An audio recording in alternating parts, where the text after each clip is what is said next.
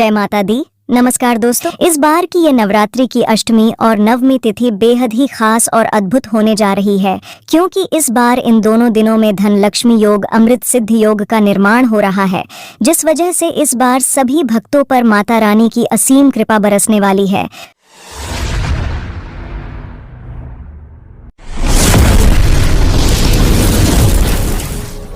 दोस्तों, आज की इस वीडियो में हम आपको बताएंगे कि शारदीय नवरात्रि साल 2024 में कन्या पूजन और हवन का समय क्या होगा और नवरात्रि व्रत का पारण कब होगा।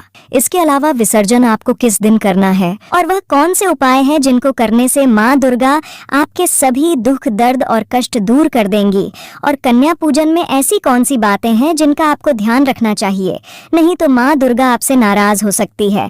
इन सभी बातों की सही सटीक और संपूर्ण जानकारी आज की इस वीडियो में हम आपको विस्तार से बताएंगे, इसलिए वीडियो को आखिर तक जरूर देखें।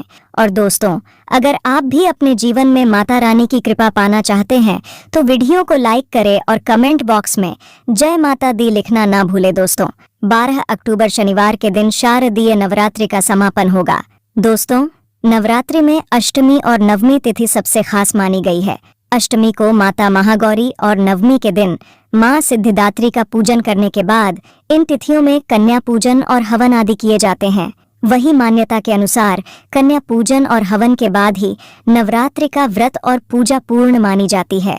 दोस्तों, इस बार दुर्गा महाअष्टमी 10 अक्टूबर दिन गुरुवार को होगी और अष्टमी तिथि प्रारंभ होगी 10 अक्टूबर को 12:31 पर और अष्टमी तिथि का समापन होगा 11 अक्टूबर को दोपहर 12:06 पर। दोस्तों, उदया तिथि के आधार पर शारदीय नवरात्रि दुर्गा अष्टमी 10 अक्टूबर गुरुवार को होगी। दोस्तों, इस दिन व्रत रखकर माता महागौरी और कुलदेवी की पूजा की जाएगी। आइए दोस्तों, अब जान लेते हैं दुर्गा महानवमी कब है। दोस्तों, दुर्गा महानवमी 11 अक्टूबर दिन शुक्रवार को मनाई जाएगी। नवमी तिथि प्रारंभ होगी 11 अक्टूबर को 12:06 पर। नवमी तिथि समाप्त होगी 12 अक्टूबर की सुबह 10:44 पर। दोस्तों, उदया तिथि के आधार पर शारदीय नवरात्रि दुर्गा महानवमी 11 अक्टूबर शुक्रवार को होगी। इस दिन व्रत रखकर माता सिद्धिदात्री की पूजा की जाएगी। दोस्तों, अब जान लेते हैं नवमी कन्या पूजन मुहूर्त के बारे में। दोस्तों, सुबह का मुहूर्त होगा सुबह 6:27 से सुबह 7:51 तक, शाम 4:19 से रात 7:19 तक।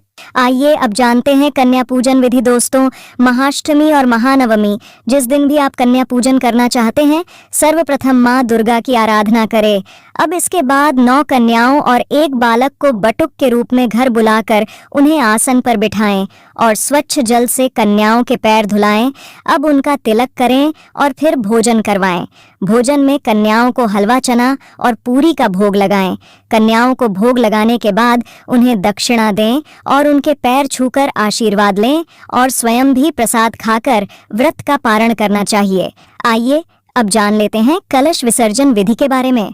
दोस्तों, शास्त्रों के अनुसार कलश का जल और कलश में ढाली जाने वाली चीजें जैसे सिक्का, अक्षत, सुपारी, हल्दी की गांठ, दुब, आम या अशोक के पत्ते सुख, समृद्धि और जीवन में पॉजिटिव एनर्जी लाते हैं। अष्टमी या नवमी आप जब भी कन्या पूजन करें, कन्या पूजन के बाद माँ भगवती का ध्यान और ओम श्रीं श्रीं क्लीं हन का जाप करते हुए मंदिर में स्थापित कलश को दोनों हाथों से सम्मान पूर्वक उठाए और कलश से थोड़ा जल हाथ में लेकर घर के चारों कोनों या दिशाओं में अच्छी तरह से झड़क ले। दोस्तों, क्योंकि कलश के जल में सभी देवी देवताओं का आशीर्वाद होता है जो आपको सुख समृद्धि प्रदान करता है। इसके बाद बचे हुए जल, कलावा, अक्षत, आम के पत्ते, धूप आदि को तुलसी के पौधे या अन्य हरे पेड़ पौधे को अर्पित कर दें। दोस्तों, कलश में ढली सुपारी, सिक्का, हल्दी को धन रखने के स्थान पर रख दें। इससे आपको माँ लक्ष्मी जी का आशीर्वाद और सौभाग्य की प्राप्ति होगी। शास्त्रों के अनुसार नारियल पुण्य प्रतापी कहा जाता है, इसलिए इसके विधि विधान का खास ख्याल रखें। आइए अब जान लेते हैं नवरात्रि पारण और दुर्गा विसर्जन मुहूर्त के बारे में।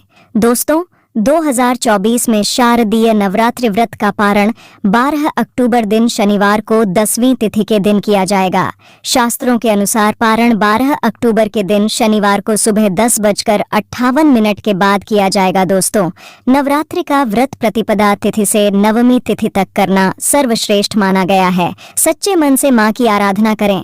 पौराणिक मान्यता के अनुसार मां सिद्धिदात्री के पास अणिमा महिमा, गरिमा लघिमा प्राप्ति, प्राकाम्य, ईशित्व और वशित्व सिद्धियां हैं।